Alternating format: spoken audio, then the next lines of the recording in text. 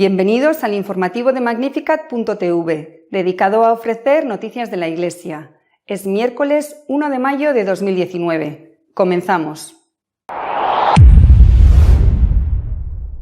La Comisión Teológica Internacional ha publicado un documento sobre libertad religiosa, que actualiza el publicado por el Concilio Vaticano II. El cardenal de Colombo ha pedido que se castigue con la máxima dureza a los culpables del atentado contra los católicos en varias iglesias de Sri Lanka. El arzobispo de París ha reprochado al presidente Macron que no tuviera una palabra de condolencia hacia los católicos tras el incendio de Notre Dame.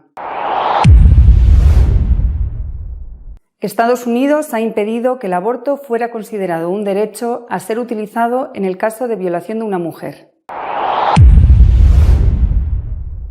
Los Boy Scouts de Estados Unidos han reconocido que más de 8.000 mandos de esta organización abusaron sexualmente de 12.000 menores de edad. La Comisión Teológica Internacional ha publicado un documento sobre la libertad religiosa, en el que reitera que este derecho es la base de todas las demás libertades. El texto, aprobado por el Papa Francisco, se titula Libertad religiosa por el bien de todos, enfoque teológico a los desafíos contemporáneos. Está compuesto por 87 puntos divididos en 7 capítulos. Se trata de un documento que busca actualizar la Declaración Dignitatis Humanae del Concilio Vaticano II, que fue aprobado por el Papa San Pablo VI el 7 de diciembre de 1965. El documento actual busca explicar las razones de la correcta integración entre la instancia personal y la comunitaria de la libertad religiosa.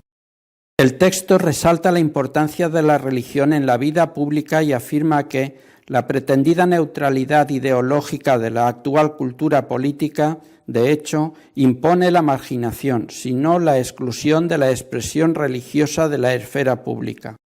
Una cultura civil que define el propio humanismo a través de la remoción del componente religioso de lo humano se ve forzada a sacar también partes decisivas de la propia historia, del propio saber, de la propia tradición, de la propia cohesión social, alerta el documento. Máxima dureza. Eso es lo que ha pedido la principal autoridad católica de Sri Lanka para castigar a los terroristas responsables de la matanza de católicos. El cardenal y arzobispo de Colombo exhortó al gobierno de Sri Lanka a castigar sin piedad a los responsables de los atentados que el domingo de Pascua causaron más de 200 muertos, muchos de ellos en iglesias. Querría pedir al Gobierno que lleve a cabo una investigación sólida e imparcial para determinar quiénes son los responsables de este acto y también que los castigue sin piedad, porque solo unos animales pueden comportarse así, declaró el cardenal Ranjit.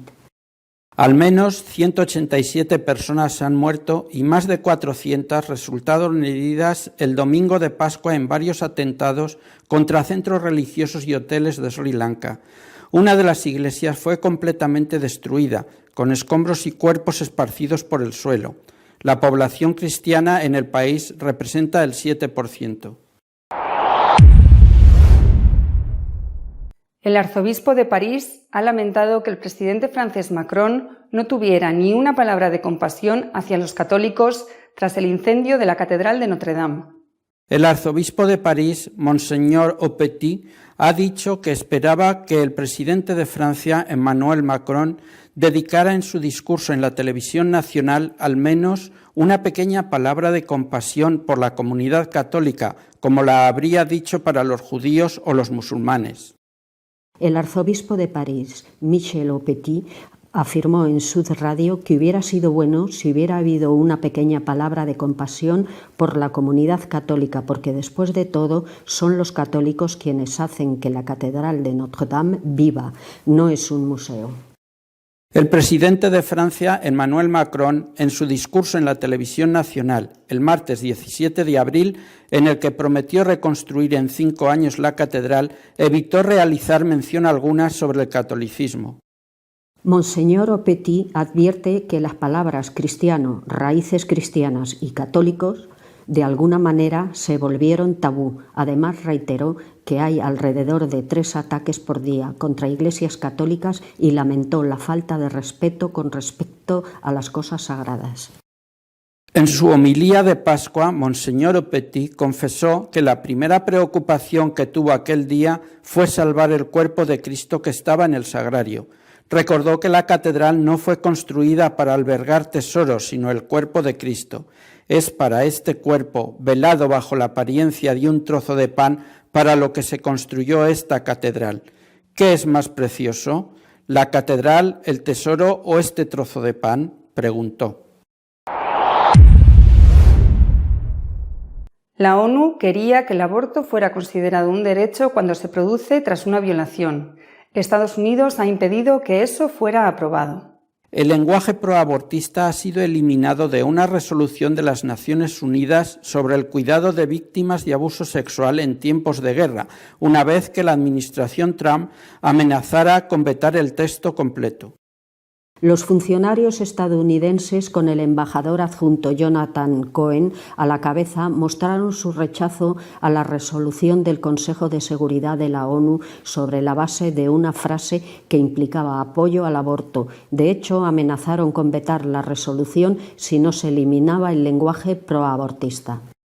El embajador francés en la ONU, François Delattre, dijo que era intolerable e incomprensible que el Consejo de Seguridad sea incapaz de reconocer que las mujeres y niñas que sufrieron violencia sexual en conflicto y que obviamente no eligieron quedar embarazadas, deberían tener el derecho de poner fin a su embarazo mediante el aborto. La Iglesia, secundada en esta ocasión por Estados Unidos, opina que no se puede solucionar un problema con otro mayor, puesto que si la violación es un delito horrible, quien no puede pagar las consecuencias es el ser humano inocente concebido en la madre. Los Boy Scouts de Estados Unidos han admitido la existencia de abusos sexuales a menores, con unas cifras que hablan de más de 12.000 víctimas. Los Boy Scouts of America ha publicado un informe sobre los casos de abusos a menores por parte de adultos desde 1944 al 2016. Un total de 7.819 monitores y profesores abusaron de 12.253 menores. La psiquiatra Janet Warren dio a conocer esta semana los datos al declarar ante un tribunal del estado de Minnesota. Warren colaboró con los Boy Scouts a partir de 2013 para analizar un registro privado de personas acusadas de abusos sexuales, con vistas a impedir el reingreso en la organización de dichos individuos. Codificamos 7.819 documentos, lo que significa que hay 7.819 personas que ellos creen que estuvieron involucradas en abusos sexuales a menores, dijo el pasado 30 de enero Warren. Según esta profesora de la Universidad de Virginia, en los documentos pudo identificar 12.254 víctimas. La cifra es 4 veces mayor de la que calculó The Washington Post. Tras una investigación de 2 años, el periódico advirtió que los Boy Scouts ejercían de imán para los hombres que quieren tener relaciones con niños. Los pedófilos se apuntan a los Boy Scouts por una sencilla razón: ahí es donde están los niños. Nuestro editorial de esta semana está dedicado a los nuevos mártires, como los de Sri Lanka o Nigeria, y al incendio de la Catedral de París. Las recientes celebraciones de la Semana Santa, como no podía ser de otra manera, han hecho que la atención se centrara en los grandes misterios de la muerte y de la resurrección del Señor. Pero, mientras tanto, han pasado otras cosas en el mundo. Por ejemplo, el incendio de la Catedral de Notre Dame en París o los atentados contra iglesias, también hoteles, iglesias católicas en la isla de Sri Lanka, en la antigua isla de Ceilán, en el Océano Índico, al sur de la India. Atentados cruelísimos con no se sabe muy bien cuántos muertos y cuántos heridos, pero se habla de al menos 200 muertos. Merece la pena empezar a fijarnos en estas dos cosas, comenzando por lo que nos pilla más cerca, que es lo de Notre Dame en París. En este momento no se sabe con exactitud cuál es la causa del incendio. Creo que es un proceso de investigación que está todavía en marcha. Pero sí que se sabe que si por un lado el incendio de Notre Dame ha traído la atención y el interés en general del mundo por la enorme importancia histórica y cultural de esa bellísima catedral, no es el único caso. Es posible que el incendio de Notre Dame sea fortuito, pero los otros no. El arzobispo de París, Monseñor Aupetit, ha dicho a raíz de esto que no hay que olvidar que se producen 3 atentados contra templos católicos en Francia cada semana. No mucho antes de lo de Notre Dame había ardido una de las famosas iglesias de la capital francesa, la iglesia de Saint-Sulpice. Es decir, no es un caso aislado, aunque, repito, no se ha intencionado el incendio de Notre Dame como parece que dice la investigación, aunque esta investigación todavía no ha concluido.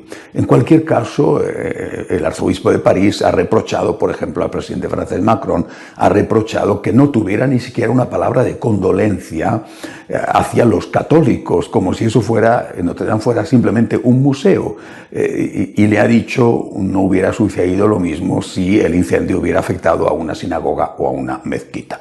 Además de, si tiene un valor histórico, intentar reconstruirla, habría dado su pésame, su condolencia a los fieles de esas religiones. No hubiera sucedido lo mismo, por supuesto, si los incendios o ataques contra templos católicos, repito, 3 a la semana, según el arzobispo parisino, fueran contra mezquitas o contra sinagogas, sobre todo contra mezquitas. El pueblo francés seguramente se habría alarmado, habría hecho algo para evitarlo. En cambio, son los templos católicos los atacados y el resultado es indiferencia. Una indiferencia terrible, quizá porque los que llevan a cabo esos atentados, esos sí que son atentados, son representantes de ese ateísmo secularista militante que se dice de sí mismo que es tolerante, pero que es cada vez más agresivo y violento. Peor ha sido lo de Sri Lanka, lo de Ceilán, mucho peor. Las escenas han sido tan duras, tan crueles, que los medios de comunicación en general no han tenido más remedio que hacerse eco de ellas. No hubiera sucedido lo mismo, no sucede lo mismo cuando los muertos son negros africanos, por ejemplo, en Nigeria. Ahí la indiferencia del mundo es realmente ofensiva. En el caso de Sri Lanka, ahí sí que han sido los musulmanes radicales los responsables de los atentados. Y en general los medios de comunicación se han apresurado a separar, a deslindar el Islam de la responsabilidad de esos atentados. Vamos a ver, han sido musulmanes los que lo han hecho, eso no se puede negar, pero hay que decir, yo creo que todos lo sabemos, que la mayoría de los musulmanes en el mundo están en contra del ejercicio de la violencia por estos motivos, están en contra. Y que incluso muchos de ellos padecen las consecuencias de la violencia de sus correligionarios. Pero también hay que decir que hay una minoría que está a favor, aunque no ejecute la violencia, está a favor y que, por ejemplo, se ha alegrado del incendio de Notre Dame. Es una minoría realmente pequeña, pero existe y además es una minoría incontrolada. Los líderes, la mayoría de los líderes del Islam, de la religión musulmana, la mayoría de los líderes están, la práctica totalidad, sobre todo los importantes, están en contra del uso de la violencia, condenan tajantemente el terrorismo. Pero el problema está en que esa minoría que está a favor no les hace caso. Eso es un problema para ellos, para los musulmanes, y es un problema para todos los demás. Esto es algo con lo que tendremos que trabajar en el futuro y que desde luego los primeros a los que les interesa resolverlo es a los propios musulmanes. Ellos no tienen una autoridad como la del Papa en la Iglesia Católica y esta es una de las consecuencias. Un sector interpreta los libros sagrados del Islam en un sentido que sí que permite e incluso que estimula el uso de la violencia contra los infieles. La inmensa mayoría, repito, están absolutamente en contra de esa interpretación, pero esta interpretación es posible y un sector minoritario no solamente lo interpreta así, sino que algunos lo ejecutan y otros de ese sector minoritario se alegran. En cualquier caso, los mártires están ahí. Cuando he leído, he visto las escenas terribles de lo de Sri Lanka, he pensado enseguida en el extraordinario documento del Papa Emérito Benedicto XVI sobre las causas de la crisis actual en la Iglesia. Y he recordado que el Papa Benedicto dice en ese documento que el martirio tiene que estar en el horizonte del católico y que primero Dios, y que no hay nada que pueda ser suficientemente importante como para hacernos separar de Dios. Y habla el Papa, lógicamente, del cumplimiento de las leyes morales. Bueno, pues estos de Ceilán, estos de Nigeria, no solamente se han encontrado con la muerte, sino que aquellos que han sobrevivido han decidido seguir fieles a su religión, seguir fieles al catolicismo, aunque saben que les puede suceder lo mismo que les ha sucedido a sus compañeros en los atentados que han padecido. Son un ejemplo para nosotros. No nos encontramos en situaciones así, por lo menos de momento, pero el martirio tiene que estar en nuestro horizonte. Y si eso está así, si está el martirio en el horizonte, sí, tenemos que estar dispuestos a seguir a Cristo, incluso dando la vida por Él si hiciera falta. Otras cosas que son menos que dar la vida tienen que estar también en nuestro horizonte, y este sí, en nuestro horizonte cotidiano. Los mártires que existen, los mártires de hoy, son para nosotros una luz y un estímulo para seguir a Cristo. Hasta la semana que viene, si Dios quiere. Si desean estar al día de lo que va sucediendo en la Iglesia, pueden hacerlo en nuestra página web de noticias católicosonline.org. Hasta la semana que viene, si Dios quiere.